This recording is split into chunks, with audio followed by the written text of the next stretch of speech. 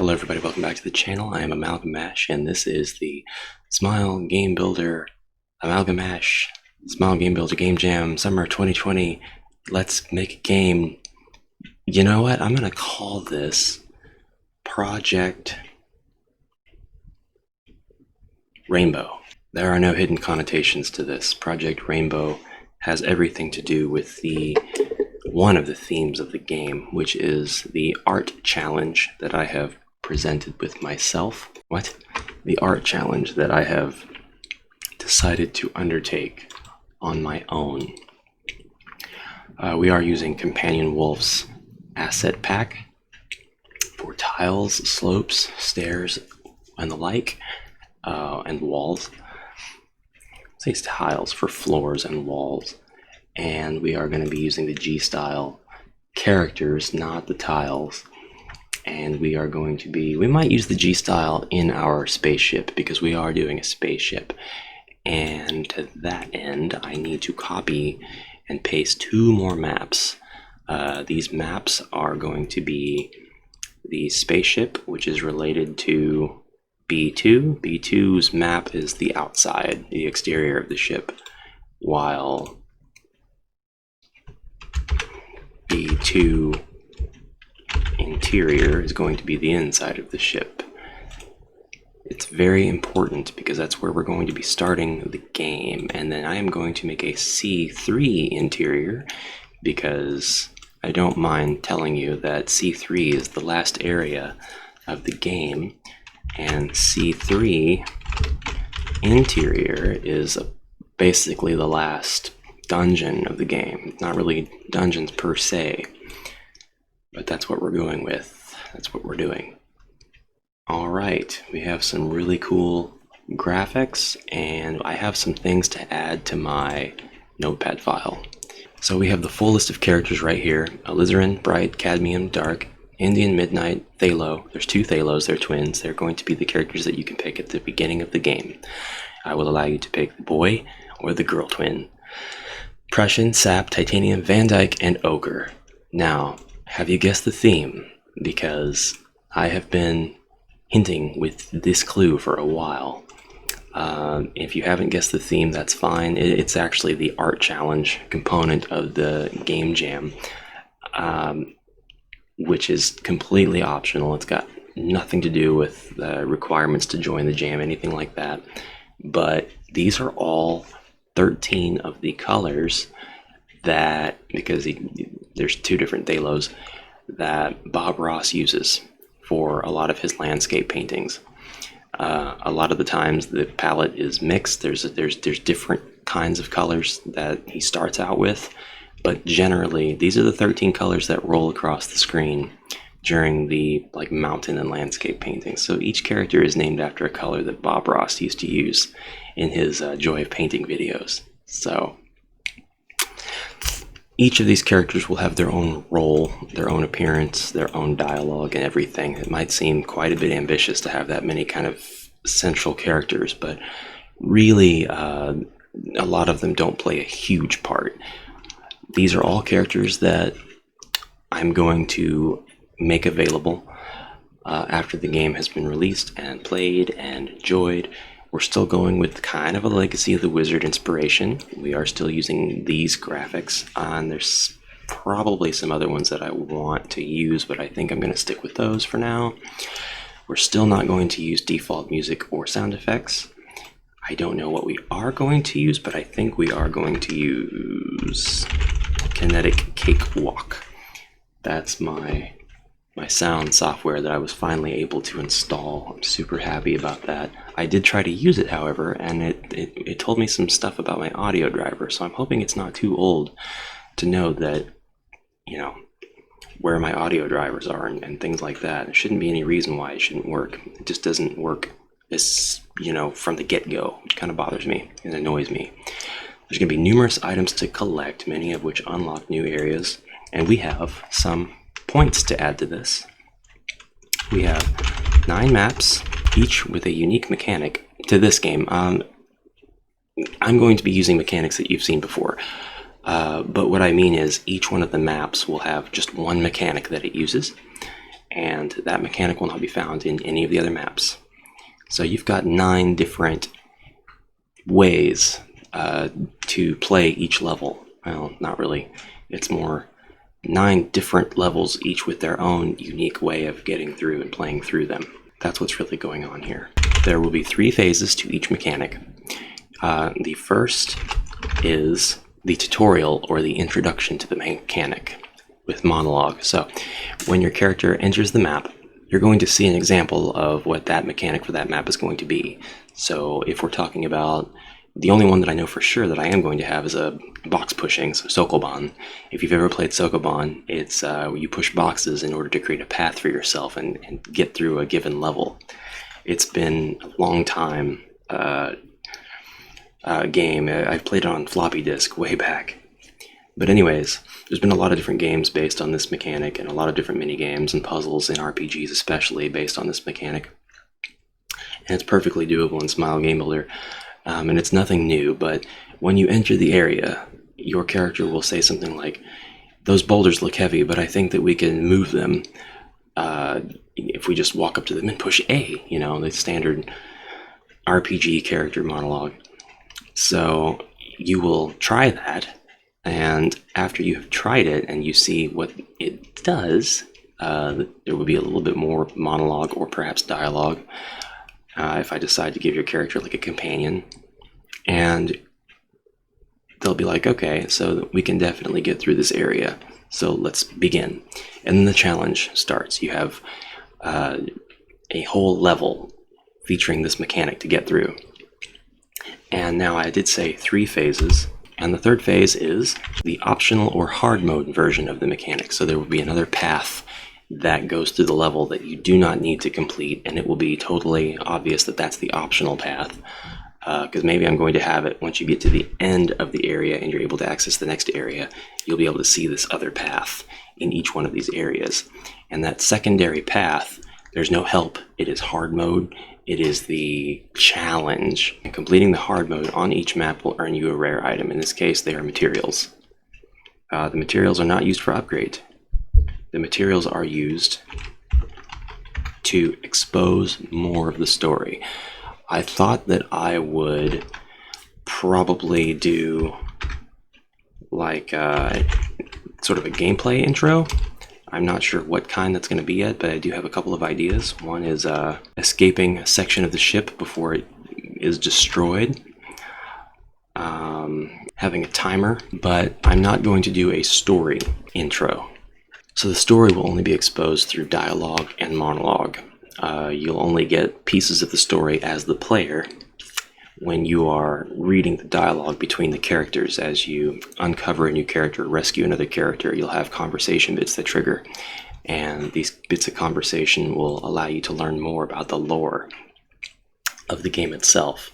But the deep lore, the expansion of the game and its lore, will come from the rare items that you earn from the hard mode paths. Now, I don't just want to reward you with that. I want to reward the player with, like, I don't know yet, but I have a pretty cool idea on what those items should be, and I think that it will be a good tribute to the community.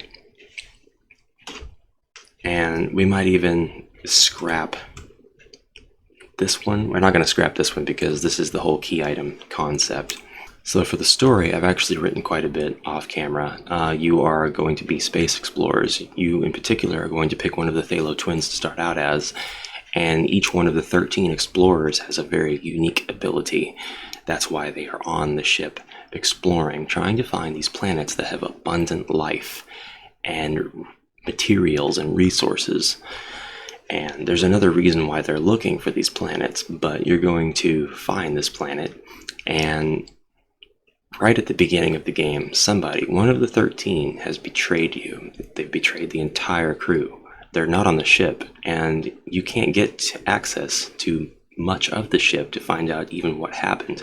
All you know is that alarms are going off, and the ship's AI computer, who is titanium white, is saying she needs help. Battery power is depleted. There's a lot of communication systems lost. A lot of stuff is down. You need more resources immediately. That's it, flat lines. You've got to go out and start getting resources. Then as you come back to the ship and plug in the resources, you'll unlock areas. And then you'll be able to build tools to unlock even more areas and get full access to the ship and meet all of the characters. Once you've done that, you'll be able to uncover who the traitor was, where they might have gone, and why they did it. And this is stuff that I don't want to spoil at this time. Maybe in a future video. Our ship is sabotaged and we are without our environment collars, so the big reason that you're the only explorer is because you, as a Thalo twin, have the ability to copy. You are able to copy things that you've seen using the ship's onboard computer, and since it has so little power, it can only do one more thing. So you're sure enough that you want to copy an environment collar so that you can survive on the atmosphere of this planet. Otherwise, it's all for nothing, and you're just going to die. So you use the last of the ship's power to copy yourself an environment collar, because the person who betrayed the crew took all of the existing environment collars. Pretty smart, right? They didn't count on the Thalo twins.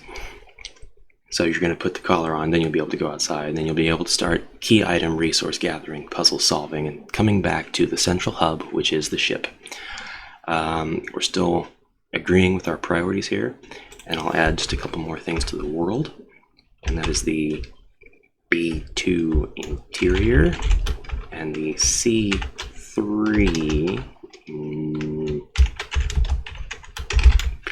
interior. Yeah, so you find the traitor and they're going to be holed up in C3 inside of a building. And now we are going to create a very living document, as these things tend to be. They can change at any time. They're not set in stone. And we're going to create a bit of a flow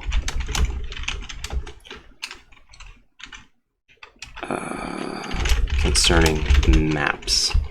So just to kind of prepare myself for the flow of the game itself, and I love Notepad. I love typing and planning in Notepad. I have so much crap that I've drawn up in Notepad. Don't mind me if this is not the way that you like to develop games. Do it the way that you like to do it. Don't worry about it. Do not worry about what tools I am using, what assets I am using. You're going your own way, kiddo. But you can absolutely use this stuff for reference material. It's absolutely fine. So the flow of the game, you're going to start in B2 interior. Then you are actually going to leave, and you'll be in the B2 exterior. Then you'll of course return to B2 interior.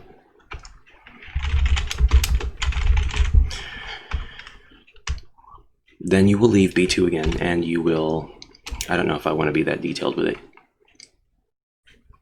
So maybe like more of the phase of game. We know we're going to be returning to the hub after every single map, because you will be discovering a key component of something that unlocks another part of the ship when you go back. So it's good enough, I think. Ship. Alright, so the first thing you're going to look for is, should we go to the lake or the plains first? I think we should head to, or should we head to the swamp first? These are all adjacent to the ship. I think C2 swamp. And then we'll go from the swamp to back to the ship, back to the hub, and then we'll go west to the lake, because we're looking for water, right? We'd have to be. Then we'll go B3 plains. Then we'll be doing a little bit more complex. We'll be going from the lake to the forest. I actually think at this point it should be pretty open. In fact, you know what? We're gonna Mega Man this thing, and we're going to allow you to pick which of these areas to go to. So you will rescue, you will discover these places and rescue the crew members based on your priorities. You will have to complete these 3 areas to get access to the next set of areas, but then you'll have access to more. So then it'll be forest and wasteland and mountains. Then you will have access to the tundra and the desert. Yes, I like that very much.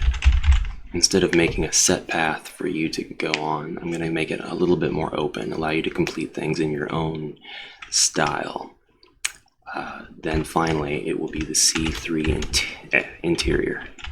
Excuse me.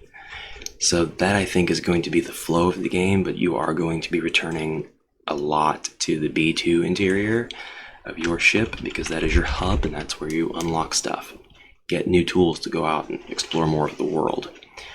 So you'll be returning to a lot of these areas. You'll be using tools that you make back at the ship to go back out to the swamp to get access to the forest, lake to swamp to wasteland, lake to forest, plains to mountain, things like that.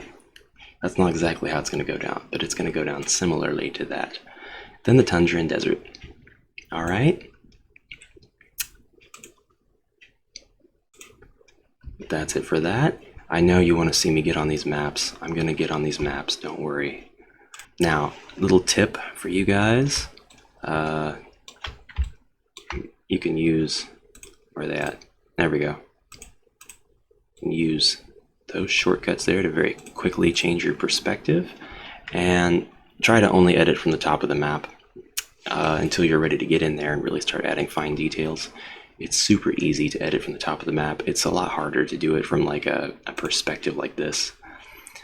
It might be okay to do it in orthographic though. And if you make a mistake, you can hit Control Z to undo it, just like you would in almost any other software that allows you to edit anything.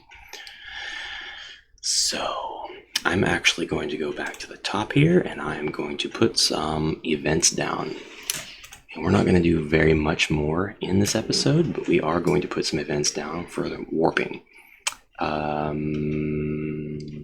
Doors, stairs, warp gate function linked to another place.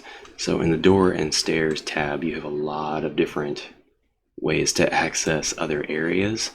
A lot of this is the same event, copy pasted over and over. This is kind of your default list of events under this tab. But they are all customizable, so they're all kind of like templated, and then they're customizable after that. So you can take this event, and based on the options that you choose, you can make it pretty much one of the other events. But we're going to put our links to our other places. So like for A1 Tundra, this is going to go to another map. First of all, it's going to go to A2. And we don't want this to go to the same tile as you use to leave the map. So we're actually going to pick the 1 on the X coordinate, not the 0.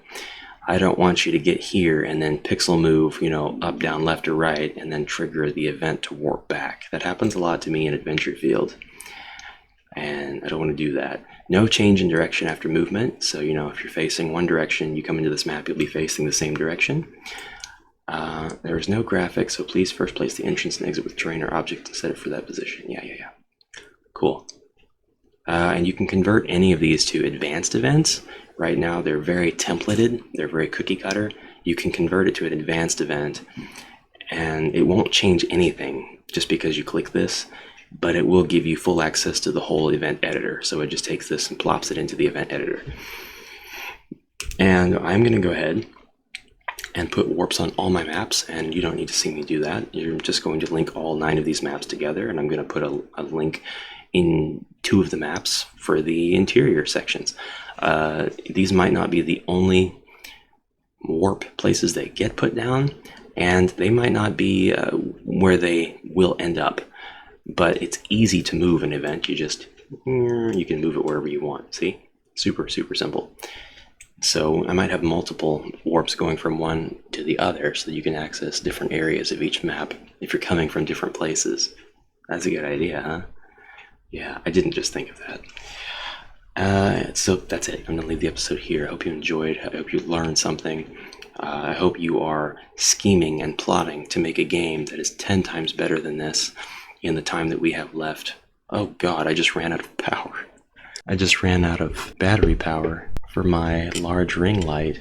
I have something important to say though. Very important. My game jam information is apparently not totally clear. I need to take a look at the fine print, and I need to make the fine print much bigger print. Concerning the game jam itself, I have seen some confusion, especially in the Discord, about the challenges that I set forth and thinking they are actually requirements or the limitations on what you can do. And Mr. Karate 1983, who follows the channel, a special thank you. Dude, thank you very, very much. He explained this best, and I'm going to quote him verbatim. So it's very important. If you're interested in joining the Game Jam, listen to this. Currently, there are no restrictions as to what can or cannot be done in the Smile Game Builder Game Summer Jam 2020. What does exist are optional challenges, which we as participants are free to choose so that it suits everyone's taste, but they are optional and in no way mandatory. And everyone, based on their own experience, ability, and dexterity, can choose which challenge to self-impose or not.